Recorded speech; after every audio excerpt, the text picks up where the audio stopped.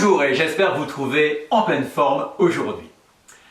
Alors revenons à notre thème du vendredi, qui est le stress.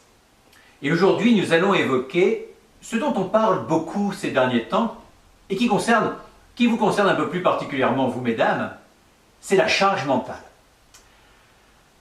Alors pour ça, prenons le cas de Catherine. Catherine qui arrive un peu en courant à la consultation et essoufflée me dire qu'elle s'excuse pour les quelques minutes de retard, mais qu'elle est partie un peu trop tard de son travail. Je lui réponds qu'il n'y a aucun problème et l'invite à s'installer tranquillement. Alors nous discutons un peu de ce qu'il s'est passé depuis notre dernière consultation, mais je la sens distraite, comme si elle n'était pas présente.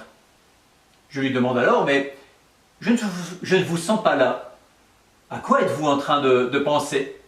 Ou, me répond-elle un peu gênée, excusez-moi docteur, mais j'étais en train de penser que je ne dois pas oublier de dire à la dame de la crèche que mon enfant sera absent lundi prochain. Je lui demande, et cela vous arrive souvent de penser à tout ce que vous devez faire ? Elle me répond, bah oui, tout le temps. Je suis tout le temps en train d'anticiper ce que je vais devoir faire. Par exemple, je pense que demain matin, je ne dois pas oublier de faire tel point à mon travail, etc. Et c'est comme ça toute la journée. Je lui réponds que ça doit être épuisant de faire toutes ces tâches en même temps. Et Catherine me répond, c'est vrai que je suis fatiguée. En fait, c'est cela qu'on appelle la charge mentale. Être finalement tout le temps en train de penser à toutes les charges auxquelles nous sommes confrontés. Ces charges ne sont pas des événements traumatiques, ni des choses difficiles, mais des tâches du quotidien. Ce phénomène est plus souvent décrit chez les femmes confrontées aux différentes tâches ménagères, par exemple, en plus de leur travail. Et c'est comme cela que le concept de charge mentale a été décrit.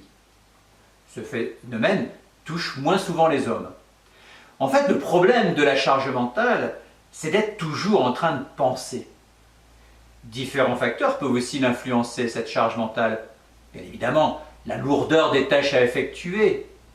Et c'est pour cela que c'est aussi plus fréquent chez les femmes, par exemple, élevant un enfant seul. Mais cela peut être aussi lié, par exemple, à un côté perfectionniste.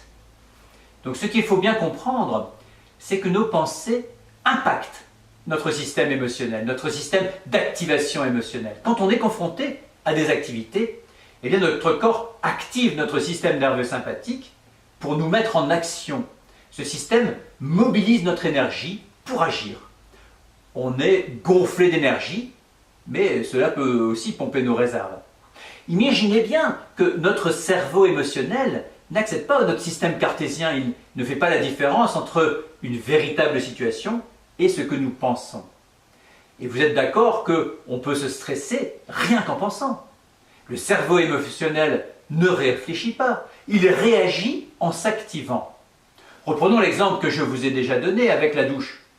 Sous la douche, si l'on pense, on ne ressent pas l'eau qui ruisselle sur le corps.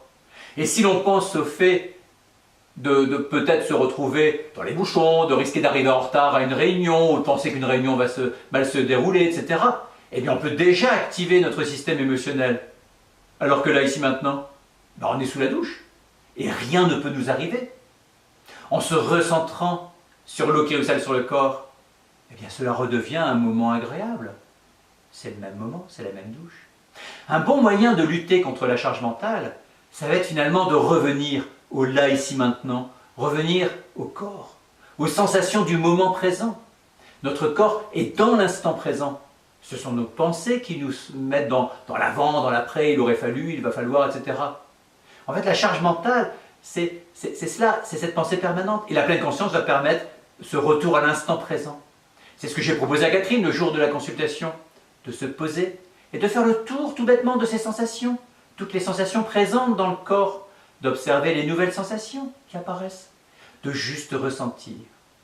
Et juste avec ce petit moyen, elle a commencé à se détendre alors qu'elle était un peu survoltée au début de la consultation. Bien sûr, pour lutter contre la charge mentale, il y aura aussi le travail sur les tendances perfectionnistes, sur l'organisation des tâches, etc.